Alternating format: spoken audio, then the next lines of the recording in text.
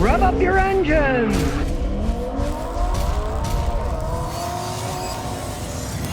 All right, the question beckons.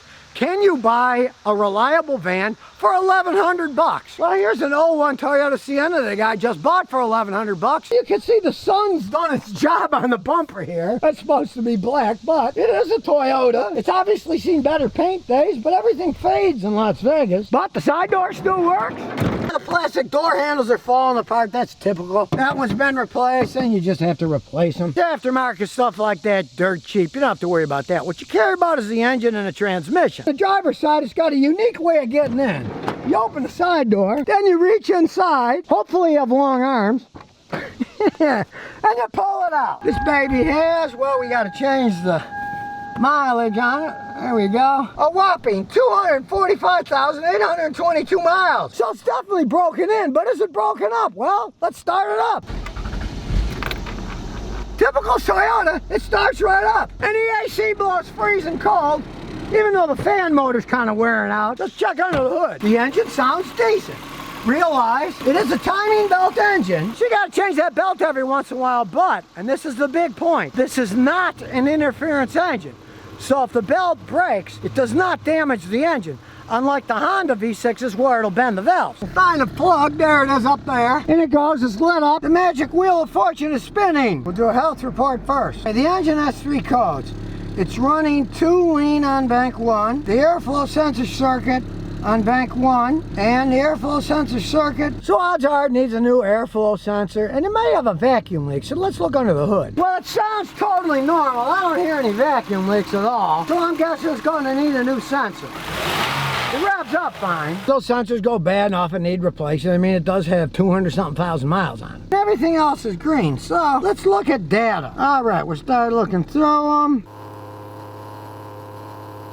No misfires so far. All the misfires are 0, so it doesn't have any misfires. That's good. Normal ignition advance, that's good. The injectors are firing, that's normal. Now the long-term fuel trim, it's adding 7% on one and 10% on the other. But the math is correct. This is a 3-liter engine, so it's around 3 grams a second. That's correct. Now you'll often find these things run a little bit lean from old age. The injectors, they don't spray as well. 245,000 miles, but try cleaning the injectors first. Sometimes cleaning it will do perfectly good for them. You don't have to buy new ones right off. If it runs good enough, a lot of guys will live with it with an old vehicle like this. Because here we have the fuel trim is 99.16%. Now 100% is perfect, so it's pretty close to perfect for a car that's got 245,000 miles on it. So let's close the hood and take it for a spin. Now it's a Sienna van, so you got a nice view of everything, and we'll go uphill.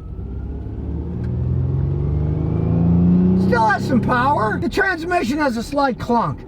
You're gonna expect that kind of stuff when you have this kind of mileage in a car. The steering wheel's crooked while we're going straight, so the front end definitely needs some work. It doesn't particularly feel unsafe swerving back and forth, but we'll jack it up and take a look at it. Let's jack it up in the air. I love these because they got a big frame piece in the front. You can jack them up like mad. You're not gonna bend anything, and you get the whole front end up in the air. Just remember to put the parking brake on. So it doesn't roll. Now he had the CV joint replaced. You can see that's all new. And the lower control arm. Now this side, when I pull on it, doesn't have any play, so that's fine. Now you can see the passenger side has the old CV joint. Let's pull on it. No, there's nothing particularly wrong there either. Nothing is really all worn out. This front tire's shot. See, there's more tread, there's no tread on the inside. It definitely needs a new front tire here. Let's look at the other side. It's worn out too. It basically needs new front tires. With them worn like that, that can make the steering wheel go one way or another. But he did have that work done. He said after the steering wheel was originally relatively straight, it was more crooked. When they did the work, they should have re-centered the steering wheel, which you take the cover off the steering wheel, you take a bolt off of it, then you pull it off, it's on a spline, and you put it back straight and bolt it on. That's all that probably really needs there. But it definitely needs new front tires. You expect that if you pay 1,100 bucks for a car. Look at the back ones. Now see, they're worn evenly here. We'll go to the other side. They're worn evenly too. So basically it needs 2 new front tires. And here is where driving for perfection is a big mistake. You get an old car, your front tires, especially on front wheel drive vehicles, like this are going to wear out faster and not evenly. You could spend thousands of dollars on front end work, or say every 20,000 miles or whatever, you can buy new tires. It's a lot cheaper just buying tires. As long as it's structurally sound, you saw there was no play. It's totally structurally sound. And yeah, cosmetically, it's beat up, but it's no more beat up than the guy who came here from Brooklyn, who was going to school in Alabama. His was more beat up than this, and he had $1,800 into that one. And he moved all his crap from Brooklyn to Alabama to go to school, and he made it. So consider you pay that for a vehicle. It's going to cost you that kind of money to move stuff anyway. If you rent a vehicle, it's going to cost you a ton of money. They're still solid vehicles, even with 245,000 miles on it. Just don't expect perfection. Because the Nevada sun ate that up. You can see the paint's faded. This has obviously been hit at some point in time. It's flatter than the original paint was. It's not a race van. It never was. It's even less so now. But as a standard bit of transportation, you want a cheap van, maybe you run a painting business, lawnmowing service, whatever, you're going to college, there's absolutely nothing wrong with buying one of these with this kind of mileage if it checks out as good as this thing is. After all, it was running at over 99% efficiency. He's getting 26 miles a gallon on the highway in this thing. Not bad for a vehicle with almost 250,000 miles on it. You didn't pay much money for it. And yeah, cosmetically it's beat up, but it's still a really dependable vehicle. It's a Toyota. And when things do break, you can get parts. You can get an aftermarket radiator for $100. You know, you can get all kinds of quality parts cheap enough on a Sienna van, and they can last so long. Hey, $1,100, it's a good car. Yeah, it's got a few problems, stuff you can live with. And if you don't want to live with it, you can fix it a little bit at a time. Like the door handles. And here's some bonus questions and answers. Steve Nicholas 00 says, I got ABS problem. I got a Chevy Monte Carlo 2001. When I start the car, get on around, push the brakes, there's a loud humming noise. The brake pedal won't go all the way down, and the no track comes on. I didn't push the button to turn it off. And later the ABS comes on normally. What do you think it could be? 9 times out of 10, it means your ABS module is going out. You hear weird humming noises? That's the ABS module. And GM products are notorious for that. They have some of the poorest made ABS modules in the world. And they're not cheap. They cost a reasonable amount of money. But that's generally what yours is. Any mechanic can hook up a scan tool and drive it. And it makes the noise and the light comes on. He'll be able to read the codes. But I've worked on tons of those, and it's almost always the ABS module's gone bad because GM makes crappy ones, and the noise is the ABS module. Now what you want to do is, say it'll do in your driveway if you start it up and then just hit the brakes, open the hood, have somebody step on the brakes and go to that big ABS module. That's where all the lines come off, the metal brake lines.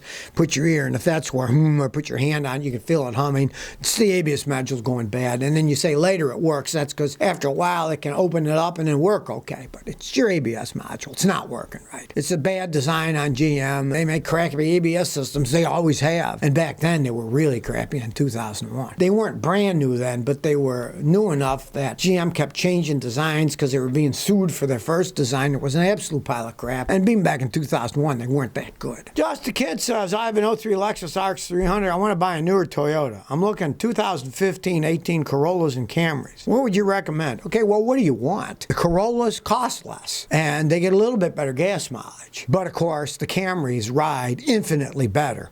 What do you, and if you're married, your wife or husband wants to ride around it? The Corollas don't ride as nice as the Camrys do. There's no ifs, ands, or buts. You're going to pay more for an equivalent Camry to a Corolla. They both last a really long time. And you know, what do you want? If you want a lot of power, you'd want a V6 Camry. If you're not that nuts about power, you get a 4-cylinder Camry or a 4-cylinder Corolla. But there's so much different in style. Those are all good vehicles. But if I were you, what I would do would be road test Corolla and a Camry and decide what you, and if you have a significant other, want to ride around in. Because if you buy the wrong car, you may lose your partner. So bring them along with you and see which ones you actually like. They're both excellent vehicles. Just decide what kind of gas mileage you want, what kind of ride you want, what kind of power you want. You want to drive them first to see how it feels. Because even the Camrys are great. They have the TRD, or the Racing Division Camry. And they're great cars, but they ride kind of rough. My wife rode one. She didn't like it at all. I liked it because it handled better, but it didn't ride that nice. You're not going to spend all that money on a TRD Camry if you don't like the way that it rides. So test them out first. Corbin, who says, I'm going to unplug my downstream oxygen sensor on bank 2, my leaky manifold, to see if it stops the car from jerky acceleration.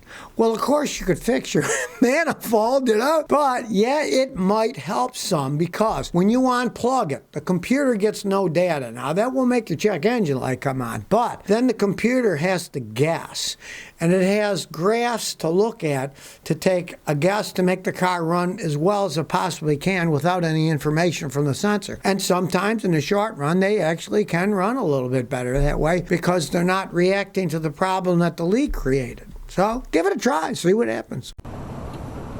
So if you never want to miss another one of my new car repair videos, remember to ring that bell.